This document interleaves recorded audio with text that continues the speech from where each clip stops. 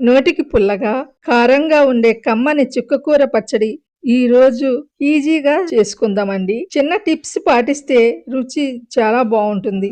ముందుగా ఇక్కడ 2 కట్టలు చుక్కకూరను తీసుకుని శుభ్రంగా కడిగి కట్ చేసి పెట్టుకోండి. ఇప్పుడు స్టవ్ వెలిగించి కడాయి పెట్టుకుని నూనె లేకుండానే ఒక 5-6 ఎండుమిర్చి, అర టీ స్పూన్ మెంతులు వేసి వేయించుకోవాలి. మెంతులు మరీ ఎక్కువ వేయకండి, చేదు వస్తాయి. దోరగా వేయించుకుంటేనే మంచి వాసన వస్తుంది. ఇవి వేగాక 2 టీ స్పూన్లు నువ్వులు, పావు టీ స్పూన్ జీలకర్ర వేసి చిటపటలాడే వరకు వేయించి ప్లేట్లోకి తీసుకుని చల్లారనివ్వండి. నువ్వులు వేయటం వల్ల పచ్చడికి మంచి కమ్మదనం వస్తుందండి.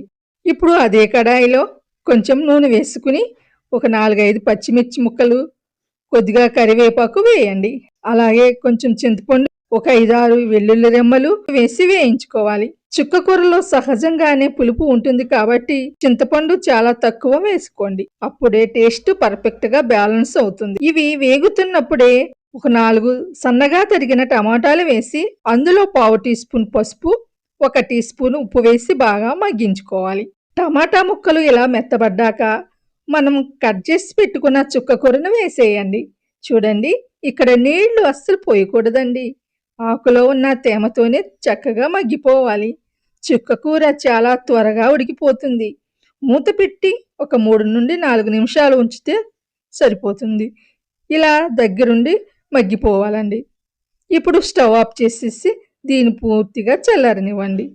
ఇప్పుడు ఒక మిక్సీ జార్ తీసుకుని ముందుగా మనం వేయించి పెట్టుకున్న ఎండుమిర్చి, నువ్వుల మిశ్రమాన్ని వేసి టీ స్పూను కల్లుప్పు వేసి మెత్తగా గ్రైండ్ చేసుకోండి. ఈ పొడి నలిగాక ఇప్పుడు మనం ఉడికించి పెట్టుకున్న చుక్కకూర మిశ్రమాన్ని కూడా వేసి ఒకసారి అంతా మిక్సీ వేయండి.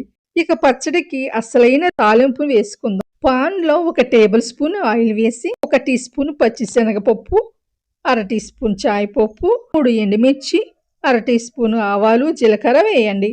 అందులోనే 3 వెల్లుల్లి రెమ్మలు చితక్కొట్టి వేయండి. కొంచెం కరివేపాకు కూడా వేసి వేయించండి. ఈ తాలింపు అంతా వేగాక మనం గ్రైండ్ చేసిన పచ్చడిని వేసి కలిపేయండి. అంతేనండి, కమ్మని చుక్కకూర పచ్చడి రెడీ. వేడి వేడి అన్నంలో తింటే చాలా బాగుంటుంది. మీరు కూడా ట్రై చేసి ఎలా వచ్చిందో కామెంట్లో చెప్పండి. మీకు నచ్చితే లైక్ చేయండి.